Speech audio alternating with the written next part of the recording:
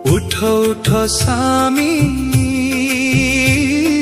ब्रह्मांड ठाकुर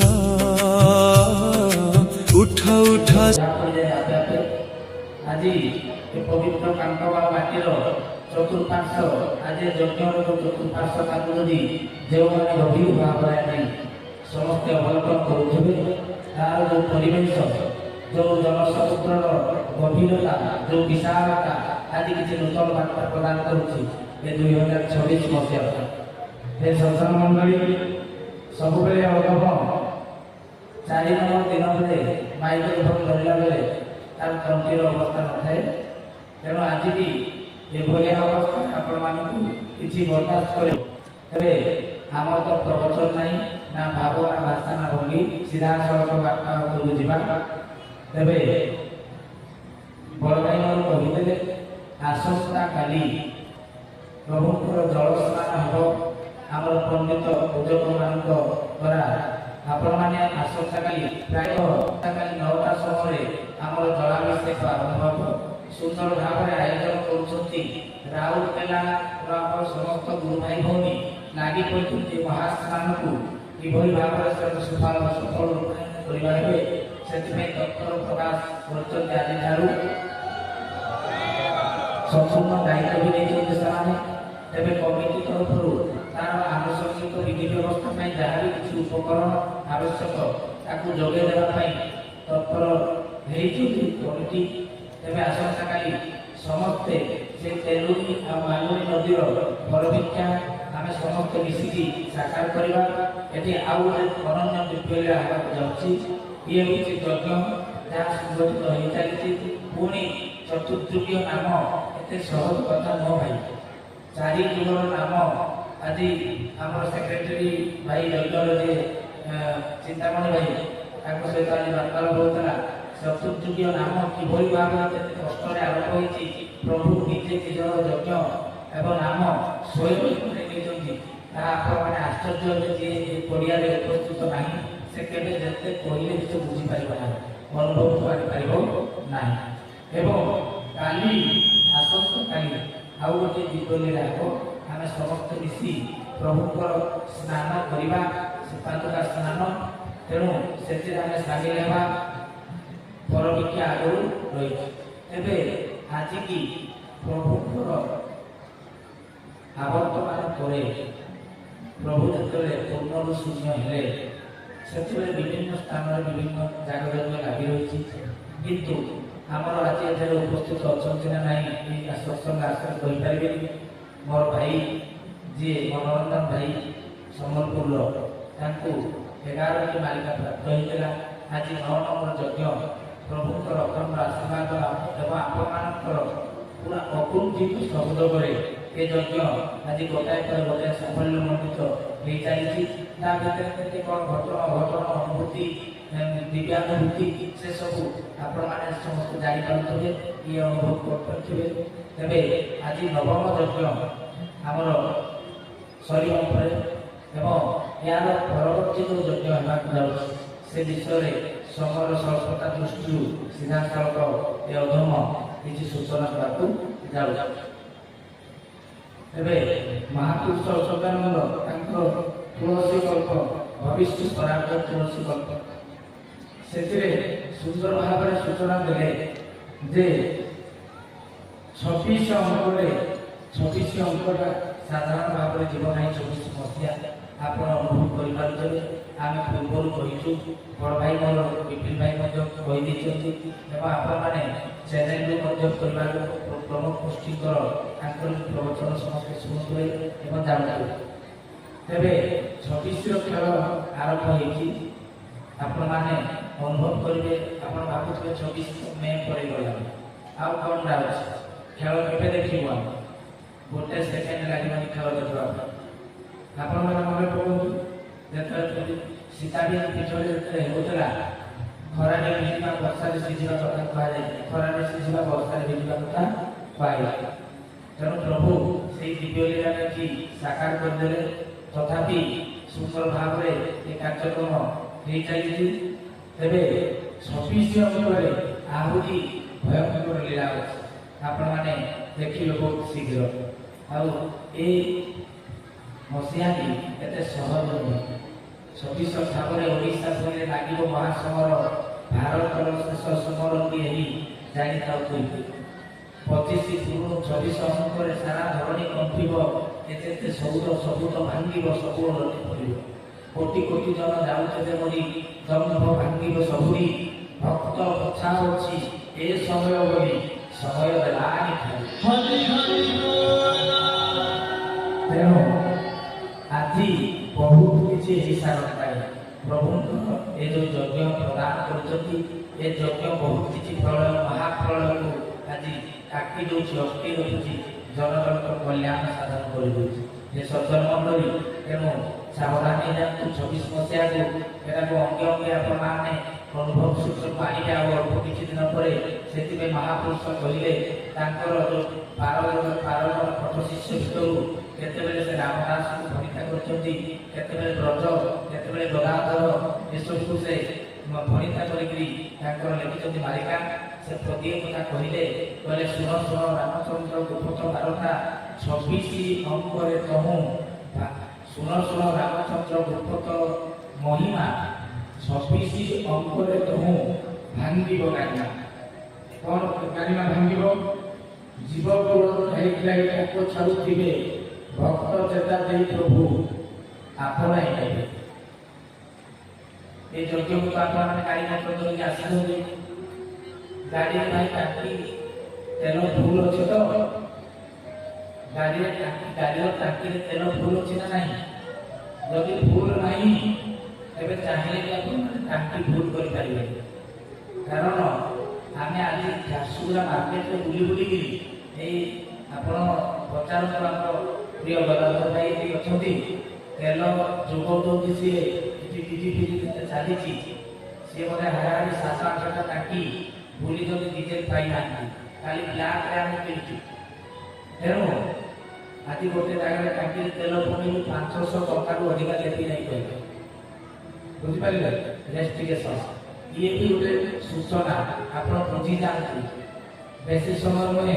ଭାଇ ଯେଉଁ କହୁଥିଲେ ଲାଷ୍ଟ ବେଳେ ଆଗେ କୃଷି ଗାଡ଼ି ବିନାଶ ହୋଇଛି, କ'ଣ କ'ଣ ଯାହା ବି କହୁଥିଲେ, ତେଣୁ ସେ ସଂକେତ ମିଳିସାରିଲାଣି। ଆମେ ଖାଲି ଜୀବ ଭାବରେ ନିଜର ଆତ୍ମଗର୍ଭରେ ଦମ୍ଭ ଦେଖେଇକି ଅଛୁ। ଆଉ କିଛି ଅସୁବିଧା ନାହିଁ, ସେ ସମୟ ଆସିଲେ ସବୁ ଭାଙ୍ଗିବ। ତେଣୁ ଜୀବକୁଳ ତ୍ରାହି ତ୍ରାହି ଡାକିବେ ବୋଲି 26 ମସିହାରେ କୁହାଯାଇଛି। ଆଉ କ'ଣ କୁହାଯାଇଛି? ଅଙ୍ଗ ଭଙ୍ଗ କଳିଙ୍ଗରେ ଗହ ଗହ ହେବ, ଅଙ୍ଗ ଭଙ୍ଗ କଳିଙ୍ଗରେ ଗହ ଗହ ହେବ, ରାଜା ପ୍ରଜା ମଧ୍ୟରେ କଳି ରାଜନୀତି କରିବ।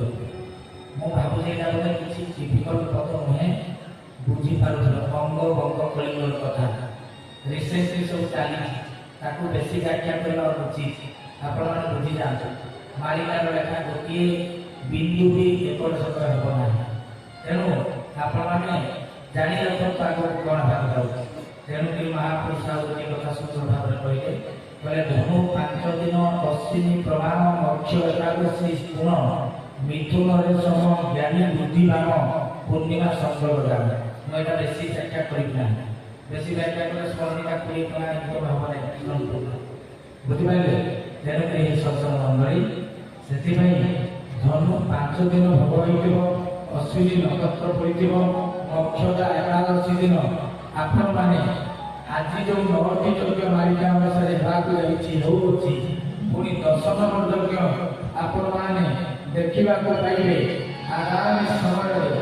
ପାତାଳି ଶ୍ରୀକ୍ଷେତ୍ର ଯବନମାନଙ୍କ ଭୟରେ ସ୍ୱୟଂ ଜଗନ୍ନାଥ ଜଗନ୍ନାଥଙ୍କୁ ଯେଉଁଠି ପାତାଳି କରିକି ରଖାଯାଇଥିଲା, ସେହି ପବିତ୍ର ମାଟିରେ ଆପଣମାନେ ବୃହସ୍ପତିବାର ହୋଇଥିବା ପାତାଳି ଶ୍ରୀକ୍ଷେତ୍ର ସ୍ଥାନ 2 ଦଶରଥୀ 2 ତେରଦୁଃଖୀ ବିନ୍ଦୁରେ କର ବସାନ। ମୁଁ ତ ଆଜ୍ଞା ମୂର୍ଖ ଲୋକ ଜାଣିବି, ଆପଣମାନେ ବ୍ୟାଖ୍ୟା କରନ୍ତୁ। 2 ଦଶରଥୀ 2 ତେରଦୁଃଖୀ ବିନ୍ଦୁରେ କର ବସାନ ମାନେ କେତେ ମସିହା ହେଲା କୁହନ୍ତୁ? 2 10 20, 2 ତେରଦୁଃଖୀ 2 13 ହେଲା 26, 2026 ମାନେ କେତେ ମସିହା ହେଲା କୁହନ୍ତୁ? 2 10 20, 2 13 2026 ମସିହାରେ ଧନୁ 5 ଦିନ ଅଶ୍ୱିନୀ ନକ୍ଷତ୍ର ଭଗବତ ମକ୍ଷରା ଏକାଦଶୀ ଦିନ ଯଜ୍ଞର କଳସ ଯାତ୍ରା ଆରମ୍ଭ ହେବ ଏବଂ ପୂର୍ଣ୍ଣିମା ତିଥିରେ ଆପଣମାନେ ଗୋଟେ ସୁନ୍ଦର ଯଜ୍ଞ ସମାପ୍ତ ହେବ। ସୃଷ୍ଟିର ପ୍ରକ୍ରିୟା ସହିତ ସମ୍ପୂର୍ଣ୍ଣ 10 ନମ୍ବର ଯଜ୍ଞ ଶେଷ ହେବାକୁ ଯିବ। ତେଣୁ ବୃହସ୍ପତି ଭାବ ଦିବସ ପଡ଼ିଥିବ। ଭାଇ ଓ ଭଉଣୀମାନେ ତେବେ ଗୋଟିଏ କଥା ସୂଚନା ଦେଇକି ବାଣୀକୁ ବିରାମ। ତେବେ ଜଗନ୍ନାଥ ପାତାଳି ହେଇଥିଲେ କ'ଣ ପାଇଁ? କଳା ପାହାଡ଼ ଆକ୍ରମଣ କଲା, ହଁ କି ନାହିଁ? ହଁ କି ନାହିଁ? ହଁ, କଳା ପାହାଡ଼ ଆକ୍ରମଣ ଭୟରେ ଜଗନ୍ନାଥ ପାତାଳି, ଜଗନ୍ନାଥ ମହାପ୍ରଭୁ କେତେ ଡରା ନୁହେଁ, କେତେ ଡର କଳା ଅଛି। କଳା ପାହାଡ଼ ଆକ୍ରମଣ କରିଦେଲା ବୋଲି ଜଗନ୍ନାଥ ମହାପ୍ରଭୁ ଥରଥର ହେଇ ପାତାଳ ଉପରକୁ ବସି ଯାଇ ନିଜକୁ ଲୁଚିକିରି ସେ ରହେ। ଜଗନ୍ନାଥ ହଁ କି ନାହିଁ? ଇତିହାସ ପଢୁଥିବା ବ୍ୟକ୍ତିମାନେ ଆମେ କଥା କହିବା ଯେ ଜଗତର ନାଥ ଜଗନ୍ନାଥ ସେ ଡରିକି ପାଖକୁ ଯିବ ଜଗନ୍ନାଥକୁ କଳା ପାହାଡ଼କୁ। ତେବେ ଭାଇ ଭଉଣୀମାନେ ମହାପୁରୁଷ କହିଦେଲେ ଅଲଗା କଥା। କହିଲେ ଜଗତର ଭୟ ନୁହେଁ ରେ ବରଦ, ଲୀଳା କରତା ଶ୍ରୀ ହରି, ତିନି ପାଦ ପାଇଁ ବନ୍ଧା ଜଗନ୍ନାଥ, ନିଜେ ସାଜିର ପ୍ରହରୀ। ଜଗନ ଭୟରେ ପ୍ରଭୁ ଯାଇକି ପାତାଳି ହେଲେ, ପାତାଳି ଶ୍ରୀକ୍ଷେତ୍ର ତିନି ପାଦ ପାଇଁ ବନ୍ଧା ହେଇଗଲେ ପ୍ରଭୁ ମୋର। ବଳିକୁ ତୃତୀୟ ପାଦରେ ଚୁପିଲେ ଭକ୍ତ ଶିରୋମଣି ବଳି ତାର ଆକୁଳି ଓଜନରେ ନିଜେ ଭଗବାନ ବନ୍ଧା କରିଗଲେ। ତେଣୁ ପାତାଳ ଆହୁରି ଅନେକ ରହସ୍ୟମୟ କଥା ଅଲଗା ସମୟରେ ଯଦି ମଞ୍ଚ ମିଳେ ତେବେ ଆପଣମାନେ ଶୁଣିବାକୁ ପାଇବେ। ଆଜି ସବୁ କଥା କହିବା ପାଇଁ ସମୟ ବି ନାହିଁ। ପ୍ରଭୁ ମୋର ଅଭିଷେକ ହେବା ପାଇଁ ସେ ରହିଛନ୍ତି। ତେଣୁ ଠାକୁରଙ୍କର ବଳ କେହି ନେଇ ପ୍ରବଚନ କିଛି ବଳ ନୁହେଁ। ତେଣୁ ଭାଇ ଭଉଣୀମାନେ ସୂଚନା ପ୍ରଦାନ କରାଗଲା। 26 ମସିହାକୁ ଦେଖ କ'ଣ ହେବାକୁ ଯାଉଛି। ଯଜ୍ଞର ନାମକରଣ କହିବେ କି ନା କହିବି ଶୁଣିବେ। ତେବେ ମାନବ ଜନକୁ ଅବ୍ୟକ୍ତ ଶ୍ରୀହରି ବ୍ୟକ୍ତ ରୂପ ଧରି ବ୍ରହ୍ମ ଚିହ୍ନା ଦେବେ ଦିନେ, ଯିଏ ଜଗନ୍ନାଥ ସିଏ ଶ୍ରୀ କେଶବ 10 ଅବତାର ଜଣେ।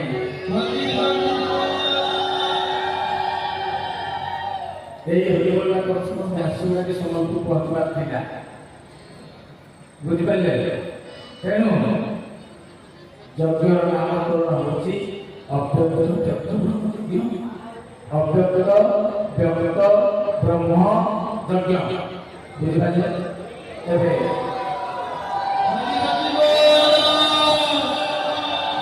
ডিসেম্বর মাসরে ଆମେ ଏକାଦଶୀ ତିଥିରେ ପୂର୍ଣ୍ଣିମା ପର୍ଯ୍ୟନ୍ତ ଯଜ୍ଞକୁ ଆମେ ଦେଖିବା ଏବଂ ଏହି ଯଜ୍ଞ ପରେ ଲେଖିକି ରଖିଥାନ୍ତୁ ରେଡ୍ ପେନ୍, ଆପଣଙ୍କ ଠାକୁର ବିଶ୍ୱରେ ପ୍ରତିଷ୍ଠିତ ହେବେ। ବିଶ୍ୱରେ ସମଗ୍ର ସଂସାରର ପ୍ରାଣୀ ଆସି ମାହାତ୍ମା ମାଟିରେ ପହଞ୍ଚି ସେ ମାଟି ଧୂଳି ବାଲି ତାକୁ ଗୋଡ଼ିକୁ ମଥାରେ ମାଟି ତାକୁ ବନ୍ଧେଇକି କାନିରେ ଦେଇଛି। ଏବଂ ସେତେବେଳେ ଠାକୁର ମୋର କହିଛନ୍ତି ଧନରେ ତୁ ଅଜଣା ଅଶୁଣା ହୋଇ ରହିଥା, ସମୟ ଆସିବ ତତେ ପରେ ଚିହ୍ନିବେ ପରେ ରହିବେ। ତେଣୁ ଯେତେ ଗୁରୁ ଭାଇ ଭଉଣୀମାନେ ବି ଆଉ ବୁଝିପାରିବନି, ତୁମକୁ ବି ଲୋକ ଗୋଡ଼େଇବେ, ତୁମକୁ ବି ମୁଣ୍ଡିଆ ମାରିବେ, ସମୟ ଆସିବ।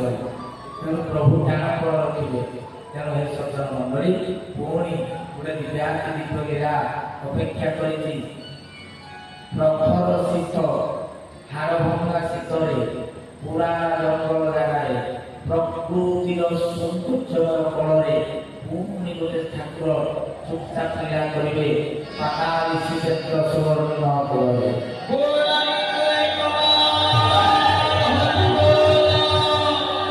ସମସ୍ତଙ୍କୁ ଗୁରୁ ସ୍ୱାମୀ ପ୍ରଭୁ ହାତ ଦେଇ ଦେଖିଛନ୍ତି ନାହିଁ ଏ ଯଜ୍ଞ ପାଇଁ ପଇସା ଦାନ କରିକି ଯିବ ଯଜ୍ଞ ପାଇଁ ପଇସା ସମସ୍ତ ଦାନ କରନ୍ତୁ ପ୍ରଭୁଙ୍କର ଅଖଣ୍ଡ କୃପା ନିଶ୍ଚିନ୍ତ ଭାବରେ ଠାକୁର କରିବେ ଭାଇଙ୍କର କହିଲେ ବେଶୀ ଦିନ ଆଉ ରଖିପାରିବ ଏହା କହିଲେ କମେଣ୍ଟ କରନ୍ତି ଆମ ଭାଇମାନେ ଭାଇ